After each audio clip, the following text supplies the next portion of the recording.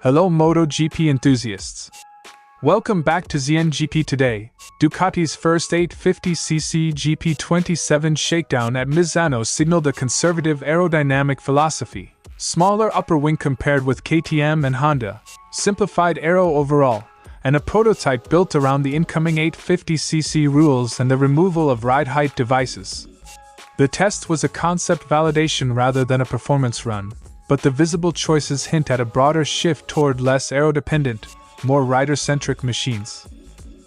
Pol Espargaró frames the early 2026 season as a mix of predictable and surprising developments: Aprilia's clear step forward, Ducati's exposed weaknesses, and Pedro Acosta's peak form. He warns that if Acosta and Marc Márquez end up together at Ducati, that pairing would be exceptionally hard for rivals to beat. Alex Marquez will race for KTM in 2027 but continues to play a significant role in Ducati's development work this season, helping refine the Desmosedici while Ducati races to close the gap on Aprilia.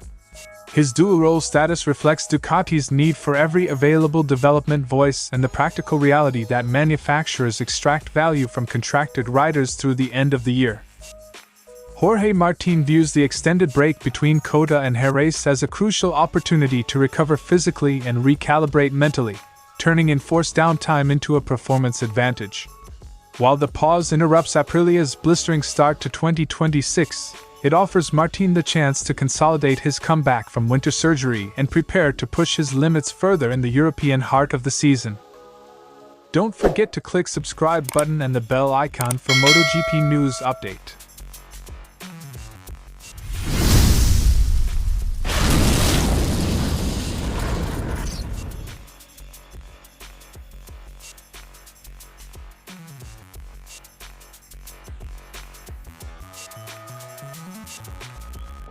The GP27 ran with reduced aerodynamic appendages and no height-adjustable devices, reflecting the regulatory push to simplify aero. Ducati's upper wing appears noticeably smaller than rivals' concepts, suggesting a deliberate move away from extreme downforce solutions. Early shakedowns prioritize systems checks and baseline data. The visual cues, however, are meaningful for interpreting design intent.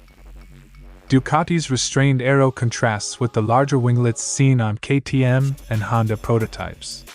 That restraint aligns with the rollmaker's aim to reduce turbulent wake and emphasize mechanical grip and rider skill. Ducati's choice may trade some peak downforce for cleaner airflow and more predictable handling. Smaller aero surfaces can simplify setup and reduce sensitivity to rider position, but they shift the burden onto chassis, suspension and tire interaction. The GP27 is built around the new 850cc architecture, which promises lighter machines with different power delivery. Ducati's prototype suggests bikes will be less about outright top speed and more about usable performance across corners, increasing the premium on rider technique and chassis balance. With ride height devices gone, teams must find mechanical solutions to deliver stability previously assisted by active aero. Pirelli attended the test with early compound samples, underscoring tire behavior as a central variable for 2027. Ducati's engineers will need to marry chassis geometry and aero balance to the new rubber's operating window to avoid late race surprises. Early tire data is crucial. Teams that align chassis and tire development early will reduce rework when full race compounds arrive. Ducati's conservative aero stance is a strategic bet. Accept less extreme downforce now to gain stability, predictability, and easier integration with the 850 cubic centimeters package. Rivals using larger wings may chase peak cornering loads, but could face greater sensitivity and setup complexity. The real test will be which philosophy adapts faster to Pirelli rubber and the loss of ride height aids. Early visual choices don't decide the season, but they reveal engineering priorities that shape subsequent test programs. Ducati's Misano shakedown sends a clear message. The 2027 era may reward mechanical balance and rider input more than aero theatrics. If Ducati's smaller wing approach pairs well with Pirelli's compounds and the GP27's chassis, the factory could gain a stable development path into the new regulations.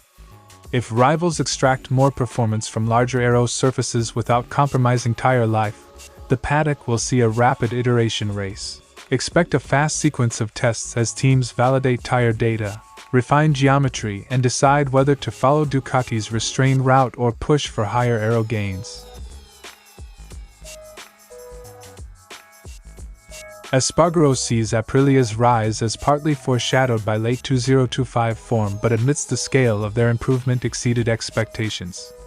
At the same time, Ducati's usual dominance looks less absolute this year, revealing setup and tire management issues that rivals can exploit. Perhaps we wouldn't see Ducati's weaknesses as clearly as we are now. When one manufacturer improves rapidly and another shows cracks, the championship order can reshuffle quickly, especially early in the season. KTM has improved, but Espargaró accepts the team remains a few tenths shy of the very front. He praises Pedro Acosta's development and consistency while acknowledging KTM still needs more to match Aprilia and Ducati outright. "We're a little weaker than I would have liked." Incremental gains and teammate development are valuable short-term wins for a factory aiming to close a multi-manufacturer gap. Drawing on his own experience, Espargaró highlights the hidden effects of shoulder injuries, loss of muscle tone, prolonged recovery, and a truncated preseason.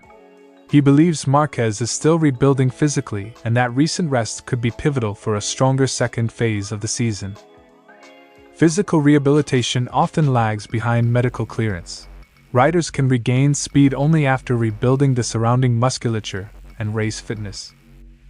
Vinales showed promise before his shoulder setback.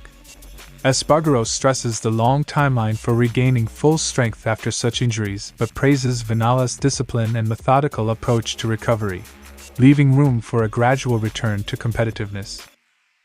Riders with disciplined preparation often recover more reliably, but the timeline remains cautious and incremental. Espargaró singles out Acosta as a standout, technically mature, fast and tactically astute. He highlights Acosta's ability to manage risk and accept limits when necessary, traits that make him a genuine title contender and a rare young rider who blends speed with racekraft. Pedro is at his peak. It's a pleasure to watch him. Young riders who combine pace with measured decision-making become championship threats faster than those who rely on raw aggression alone. Espargaró's read is clear. The paddock faces a shifting hierarchy driven by Aprilia's gains, Ducati's exposed balance issues, and the emergence of Acosta. If Acosta and Márquez do pair up at a top factory, Espargaró predicts a dominant combination that will force rivals to accelerate development. For now, the European rounds, starting with Jerez, will sharpen the picture and test which teams can convert early signals into sustained performance. Ducati elevated Alex's development role after his standout 2025 season, giving him the latest GP26 specification and a prominent voice in testing. Even with a confirmed move to KTM for 2027, Ducati is retaining his input because his feedback remains valuable, while the factory chases improvements. Manufacturers pay their riders until the end of the year, and they try to get the maximum out of them. Alex will race under Gresini colors this season while contributing to Ducati's development program. That arrangement is feasible because development duties and race commitments can be scheduled to complement each other, and Ducati benefits from his hands-on experience with the current Desmosedici. Development roles for contracted riders typically focus on targeted tests and feedback sessions that fit around race calendars, maximizing the value of a rider's technical input. With Aprilia leading the early season, Ducati cannot afford to sideline any resource that accelerates progress. Alex's recent form and familiarity with the GP26 make him a practical asset as Borgo Panigale seeks rapid, usable improvements. Keeping him involved helps maintain development continuity. In a tight development race, continuity and multiple informed perspectives often shorten the path from test data to raceable upgrades. Alex's continued work with Ducati does not negate his future commitment to KTM, but it does mean he finishes 2026 deeply embedded in Ducati's technical thinking. That exposure could be double-edged. It keeps him at the sharp end of development knowledge, Yet it also requires careful management to ensure a smooth transition to KTM's program next year. Riders who switch factories late in a cycle must balance loyalty to current employers with preparation for their new teams. Manufacturers typically manage this through clear contractual and operational boundaries. The situation highlights a wider market dynamic. Manufacturers will extract maximum value from contracted riders through the end of their deals, especially during a season of major regulation change. For Ducati, retaining Alex's input is a pragmatic choice while the factory races to respond to Aprilia's early advantage. Contractual timelines and development urgency often intersect in ways that keep riders technically active even as their future seats are negotiated. Alex Marquez's continued involvement with Ducati is a pragmatic response to a competitive season and a crowded development agenda. For Ducati, it preserves a proven development voice. For Alex, it keeps him technically current before his KTM move. The arrangement should benefit all parties if managed transparently, but it will be watched closely as the season progresses to ensure it doesn't complicate his transition to KTM or create conflicts of interest during the 2027 development cycle.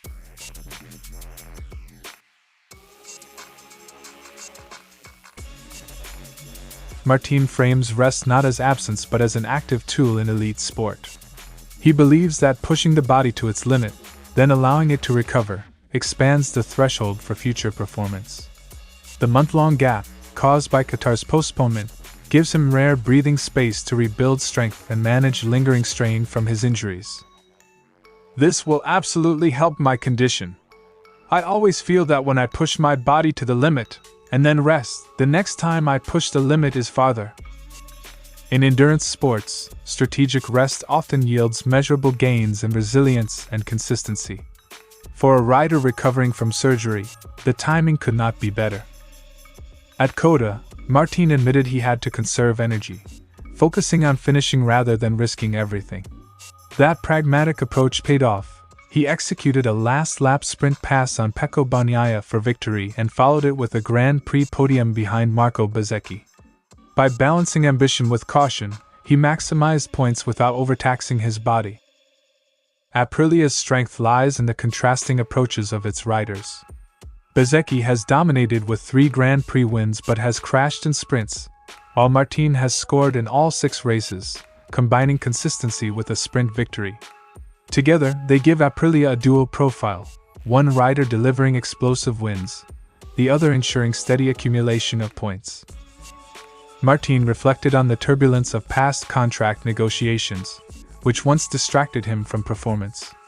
His decision to stay with Aprilia for 2026 brought clarity and stability, allowing him to focus fully on racing and recovery.